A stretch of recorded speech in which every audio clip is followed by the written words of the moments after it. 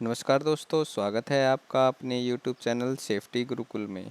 आज का टॉपिक है हॉट वर्क। आज की इस वीडियो में हम जानेंगे कि हॉट वर्क क्या होता है और हॉट वर्क के दौरान क्या क्या खतरे होते हैं। तो चलिए वीडियो को शुरू करते हैं, लेकिन उससे पहले अगर आप इस चैनल पर नए हैं तो चैनल को सब्सक्राइब करना ना भूलिए, जो कि बिल्कुल फ्री है। आपका एक सब्सक्राइब मेरे को वीडियो बनाने के लिए मोटिवेट करता रहता है। तो चलिए देखते हैं कि हॉट वर्क क्या होता है।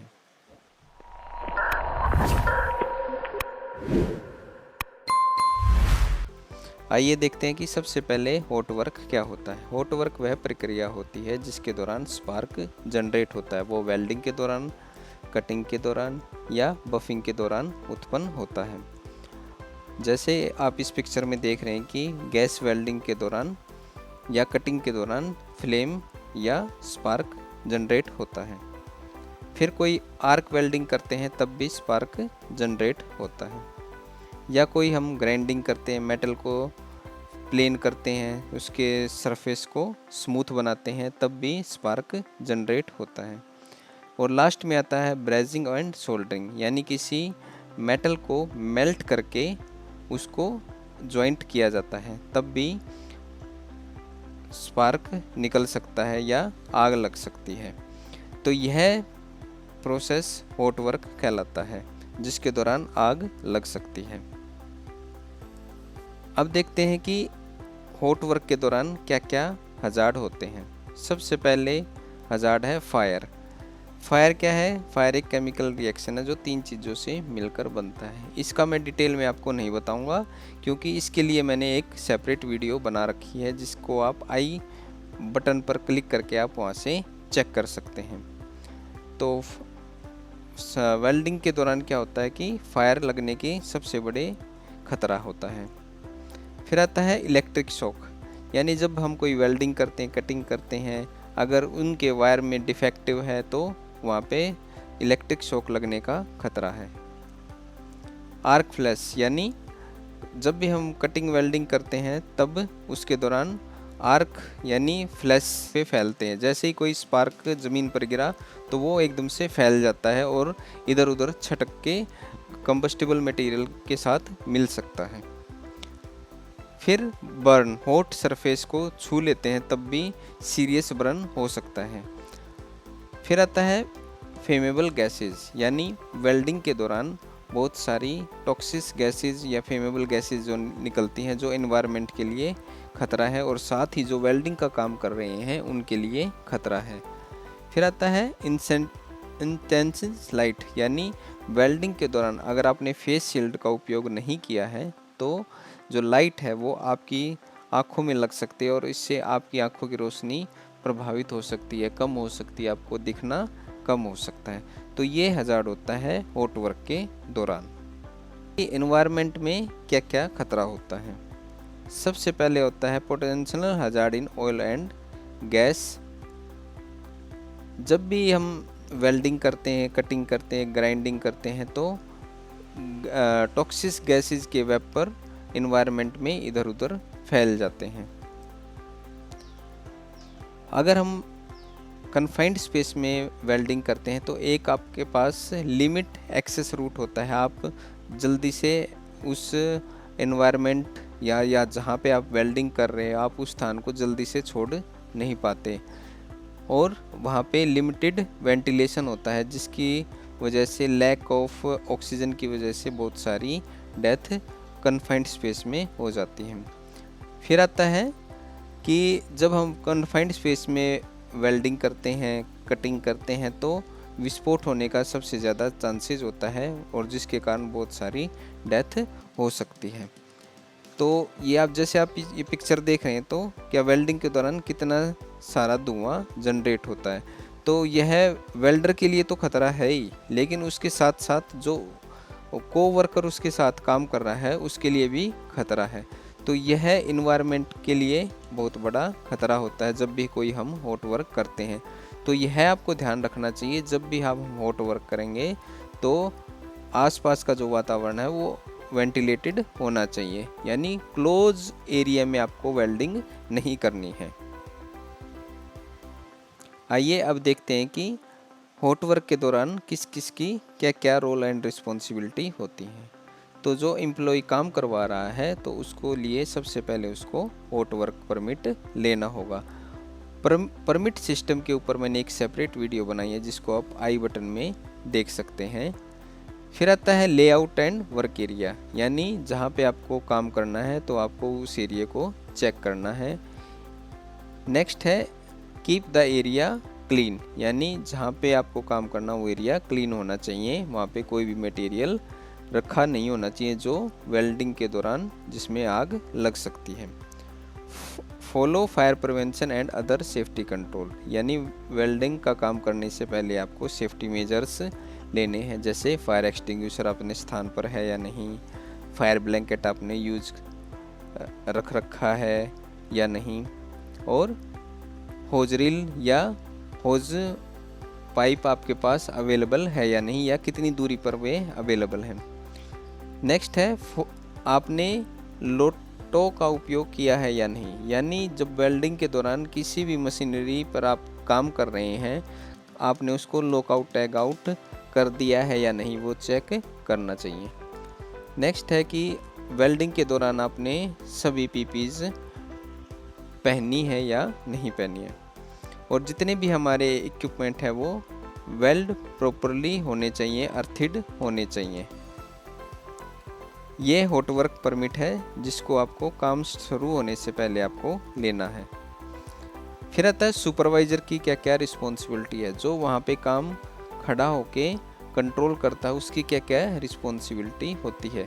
सबसे पहले conduct hazard assessment and identify the safety precaution, या फिर आप कह सकते हैं उसके लिए JSA किया है या नहीं वो आपको चेक करना है।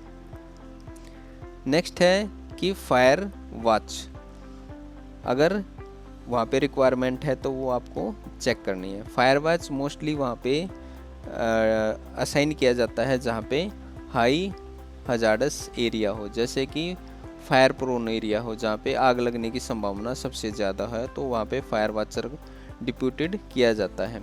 फायर वॉचर क्या होता है कि सिर्फ वो वेल्डिंग की एक्टिविटी को चेक करेगा और जितने भी स्पार्क जनरेट होते हैं वो यह देखेगा कि यह स्पार्क किसी कंबस्टेबल मटेरियल के साथ तो नहीं मिल रहा है, तो यह आपको चेक करना है। और यह भी चेक करना है कि जितने भी आपके इक्विपमेंट हैं वह सेफली हैं और अच्छी तरह से काम कर रहे हैं या नहीं कर रहे हैं। फिर आता है मैनेजमेंट को एक क्वालिफाइड सुपरवाइज़र अपॉइंटमेंट करना होता है और यह चेक करना होता है कि जो प्रॉपर लोकेशन है, पॉलिसी है और प्रोसीजर का वह पालन कर रहा है या नहीं कर रहा है, और सभी एम्प्लॉय की ट्रेनिंग हुई है या नहीं जो यह काम को कंप्लीट कर सके।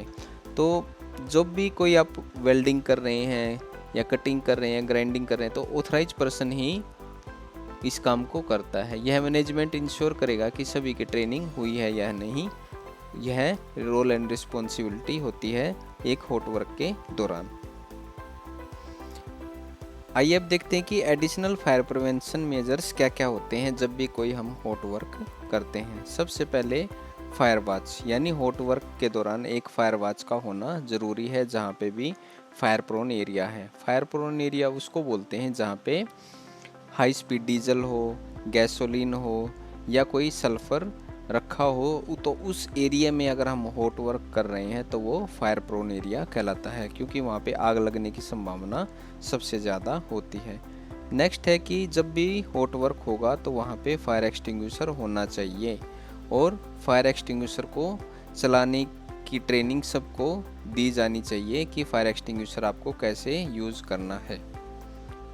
नेक्स्ट है डक्ट एंड कन्वेयर सिस्टम, यानी जब भी आप कोई भी वेल्डिंग करेंगे तो स्पार्क जनरेट होगा, तो जितनी भी डक्ट हैं या कन्वेयर हैं तो उसको आपको स्टॉप कर देनी है, क्योंकि अगर मान लो कि किसी कन्वेयर के पास आप वेल्डिंग कर रहे हैं और कन्वेयर स्टार्ट है तो क्या होगा कि स्पार्क कन्वेयर के ऊपर जा सकता है और वो वहाँ पे आग क्रिएट कर देगा, और जैसे जैसे वो कन्वेयर आगे बढ़ती जाएगी और वहाँ पे मान लो कोई भी कंबस्टेबल मटेरियल होगा तो वहाँ पे आग लगने की संभावना सबसे ज़्यादा हो सकती है।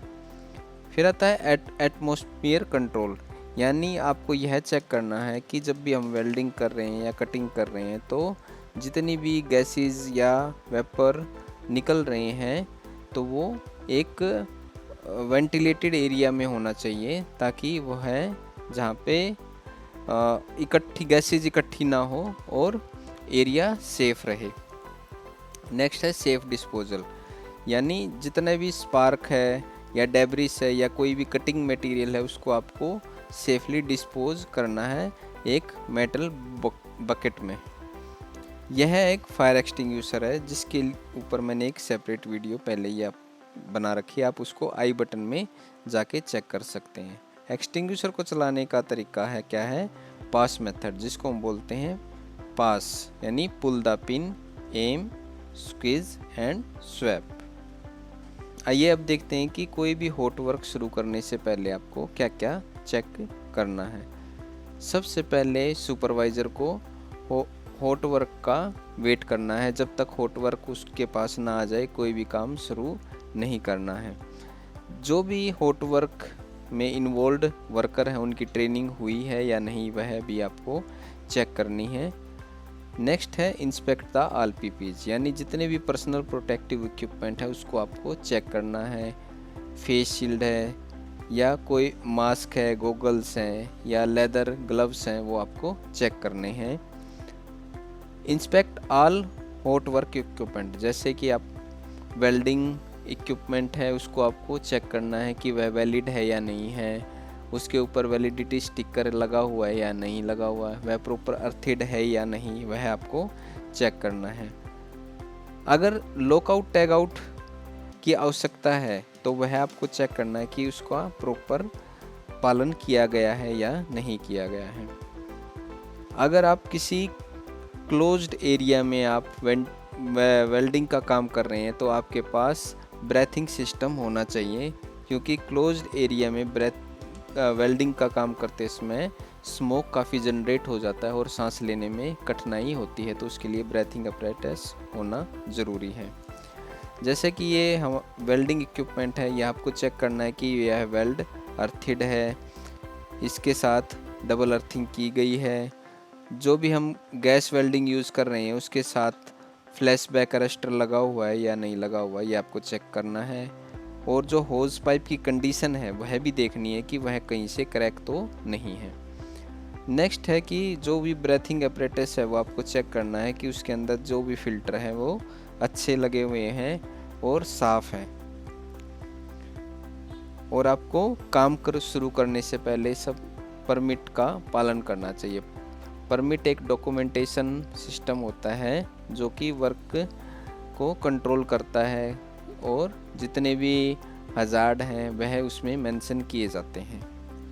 आइए अब देखते हैं जितना भी हमने हॉट वर्क के ऊपर डिस्कशन किया है तो उसकी क्या क्या समरी निकलती है। सबसे पहले कि हॉट वर्क क्या है, एक डेंजरस प्रक्रिया है जिसको बहुत ही सावधानीपूर्वक किया जाना चाहिए, इससे बहुत बड़ी आग भी लग सकती है। नेक्स्ट है कि हॉट वर्क के दौरान आपको अपने वर्क प्लेस एरिया को चेक करना है कि जहाँ पे वेल्डिंग कर रहे हैं कि वहाँ पे कोई ख़तरनाक मटेरियल तो नहीं है जिससे आग लग सकती है। नेक्स्ट है be prepare that you understand safety requirement and hot work practice before starting the work. आपको हॉट वर्क शुरू करने से पहले सेफ्टी की रिक्वायरमेंट जो है वो फुलफिल होनी चाहिए, वो चेक करनी है।